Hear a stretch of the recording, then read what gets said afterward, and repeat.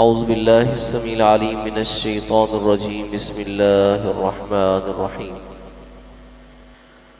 وَإِذْ قَالَ مُوسَى لِقَوْمِهِ يَا قَوْمِ اذْكُرُوا نِعْمَةَ اللَّهِ عَلَيْكُمْ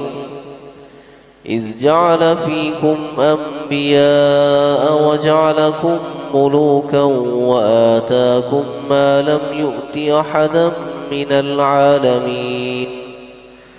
يا قوم ادخلوا الأرض المقدسة التي كتب الله لكم ولا ترتدوا على أدباركم فتنقلبوا خاسرين قالوا يا موسى إن فيها قوما جبارين وإنا لن ندخلها حتى يخرجوا منها فإن يخرجوا منها فإنا داخلون قال رجلان من الذين يخافون أنعم الله عليهم ادخلوا عليهم الباب فإذا دخلتموه فإنكم غالبون وعلى الله فتوكلوا إن کنتم مؤمنین۔ یہاں سے بنی اسرائیل کو جو اللہ رب العزت نے دنیا میں فضیلت دی تھی اس کا ذکر ہے، اور پھر جب یہ لوگ اپنا آبائی علاقہ بنی اسرائیل کنعان کو چھوڑ کر، جسے ارض فلسطین بھی کہا جاتا ہے، شام بھی کہا جاتا ہے، اسے چھوڑ کر جب یہ مصر گئے تھے حضرت یوسف علیہ السلام کے زمانے میں، تو وہاں سے فرعونیوں نے جب ان پہ ظلم و ستم کیے تو حضرت موسیٰ علیہ السلام کو اللہ رب العزت نے ان کے لیے نجات دہندہ قرار دیا، اور پھر یہ دوبارہ مصر سے واپس پھر اپنے علاقوں کی طرف جب انہوں نے ہجرت کی، تو اس دوران ان کے علاقے پر جہاں پہ یہ پہلے رہتے تھے کنعان کا علاقہ، وہاں پہ عمالقہ ایک قوم تھی جنہوں نے قبضہ کر لیا تھا۔ موسیٰ علیہ السلام نے حکم دیا کہ تم ارض مقدسہ میں داخل ہو جاؤ، تمہارا دشمن جو ہے وہاں سے تمہیں دے کر بھاگ نکلے گا۔ تو انہوں نے جہاد کرنے سے انکار کر دیا اور کہنے لگے کہ اے موسیٰ، وہاں پر تو بڑی جابر اور ظالم قسم کی قوم رہتی ہے، وہ جب خود بخود چھوڑ کر وہاں سے نکلے گی نا پھر ہم داخل ہوں گے، ادروائز ہم داخل نہیں ہوں گے۔ اس سے پہلے بے شمار جو ہے وہ نافرمانیاں کر چکے تھے، جبکہ اللہ خالق کائنات نے ان کو دشمن سے نجات دی جو ان کے بچوں کو ذبح کرتا تھا، ان کی عورتوں کو زندہ رکھتا تھا ذلت کے ساتھ، تو انہوں نے انکار کر دیا۔ اور بائبل میں جو آتا ہے نا کہ انہوں نے جب یہ کنعان سے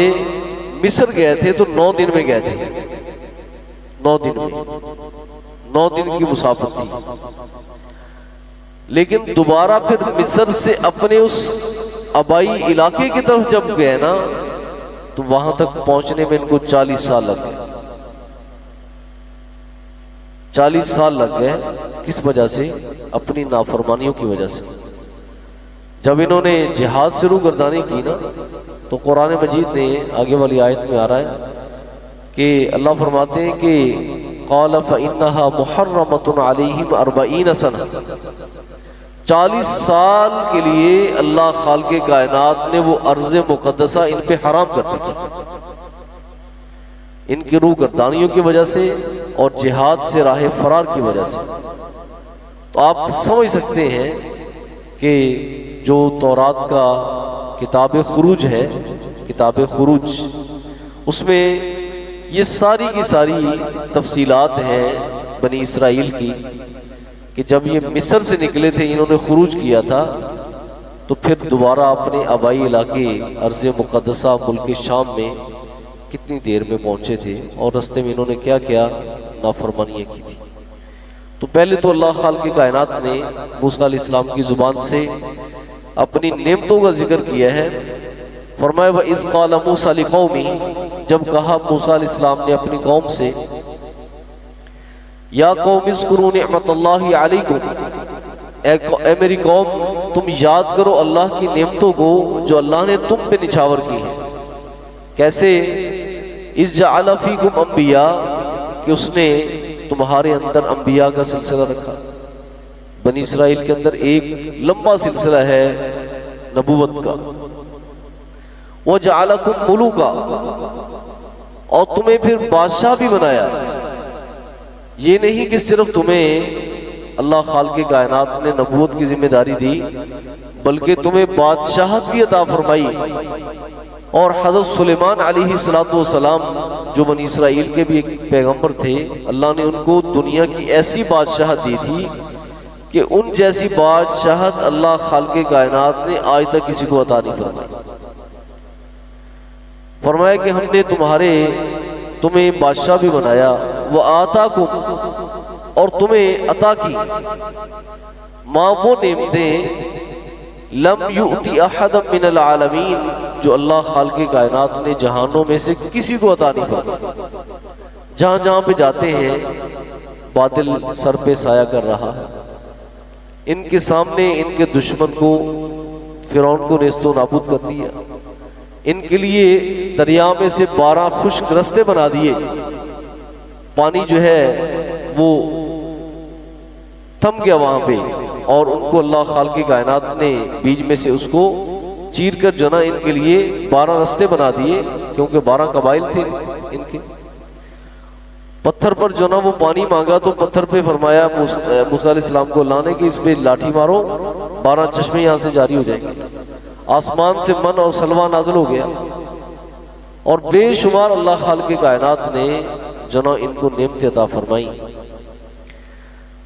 تو تقاضا تو یہ تھا کہ تم ان نعمتوں پر شکر بجا لاتے اور اللہ کی اطاعت کرتے۔ فرمایا یا قومی، اے میری قوم، ادخلوا الارض المقدسہ، تم مقدس سرزمین میں داخل ہو جاؤ، التی کتب اللہ لکم، اور یہ بات یقینی ہے کہ التی وہ سرزمین کتب اللہ لکم جو اللہ نے تمہارے لیے لکھ دی ہے، کہ تمہارا یہ مقدر ہے، تمہارے لیے یہ ارض مقدسہ لازم ہے، بس تم نے انٹری مارنی ہے، بس داخل ہونا ہے۔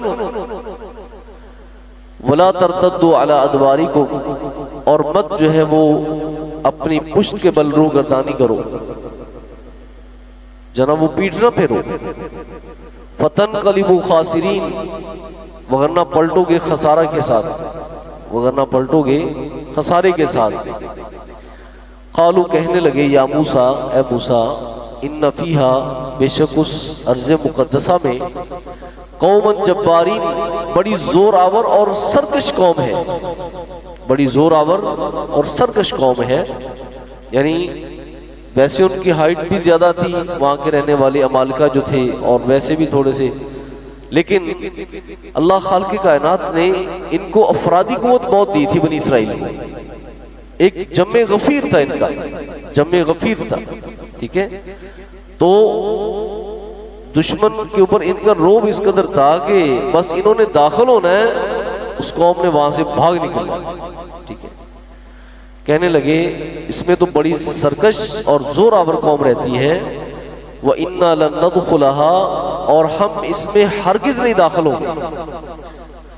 کب تک؟ حَتَّى يَخْرُجُوا مِنْهَا، حتیٰ کہ وہ خود اس میں پہلے نکل جائے۔ وَإِن يَخْرُجُوا مِنْهَا، اگر وہ نکل گئے اس سے، فَإِنَّا دَاخِلُونَ، پھر ہم داخل ہوں گے، پھر ہم داخل ہوں گے۔ اور آگے آ رہا ہے، کہنے لگے موسیٰ، رہی بات جہاد کرنے کی، اذهب أنت وربك فقاتلا، تم جاؤ اور تمہارے رب جانے، تم جا کر ان سے جہاد کرو، اسی تو اتنے بیٹھے ہیں، ہم تو یہاں پہ بیٹھے ہوئے۔ یعنی اس قدر جو نا وہ نافرمانیوں کی وجہ سے دنیا کی محبت ان کے دل میں جاگزی ہو گئی اور جذبہ قربانی اور جذبہ جہاد جو ہے ٹھیک ہے اس سے یہ لوگ عاری ہو گئے. اللہ نے پھر 40 سال تک ان کو جو نا وہ صحرائے سینا کے اندر ان کو بھٹکائے رکھا ٹھیک ہے حتیٰ کہ یہ لوگ مر گئے. اور ان کی آگے والی نسل جنہوں نے اس میدان میں جنہوں نے جنم لیا تھا جب یہ لوگ جو نا وہ جوان ہوئے پروان چڑھے ٹھیک ہے پھر اللہ خالق کائنات نے ان کے اوپر کسی تہذیب کا بھی رنگ نہیں تھا کیونکہ یہ لوگ مصر میں رہ کر آئے تھے وہاں پہ بت پرستی تھی اور بت پرستی ان کے بھی جو نا رگوں پہ کے اندر رچی بسی ہوئی تھی. موسیٰ علیہ السلام کوئی دور پر جاتے ہیں تو پیچھے سے انہوں نے بچڑے کو بنا لیا بچڑا بنا کر اس کی عبادت شروع کر دی. تو جو تہذیب وہاں پر دے کر آئے تھے اس کے بڑے گہرے اثرات تھے ان کے اوپر اس لیے ان کو یہ نصیب نہیں ہوا کہ جہاد کر سکیں. ہاں ان کی آئندہ آنے والی جو نسل تھی اس نے پھر کیا کیا اللہ کی راہ میں جہاد کیا تو پھر جا کر ان کو پھر ارض مقدسہ جو ہے وہ نصیب ہوئی تھی جس سے یہ پھر جناب وہ جہاں سے نکل کر جناب مصر گئے تھے اللہ نے پھر دوبارہ ان کو اس سرزمین میں آباد کیا. تو حضرات گرامی اس سے پتہ چلتا ہے کہ گناہوں کے ساتھ نافرمانیوں کے ساتھ انسان کی راہیں مشکل ہو جاتی ہیں انسان کی منزل جو ہے وہ دور ہو جاتی ہے. اگرچہ زمینی فاصلے اس کے بہت کم ہوتے ہیں ٹھیک ہے لیکن اس کا حصول انسان کے لیے کیا ہوتا ہے بہت کٹھن ہو جاتا ہے. انسان اپنی منزل مقصود تک نہیں پہنچ پاتا جب انسان کی زندگی میں نافرمانی آ جائے. تو یہ اس کی زندہ مثالیں جو نا ہمارے سامنے موجود ہیں. سبحانک اللہم و بحمدک اشہد ان لا الہ الا انت استغفرک.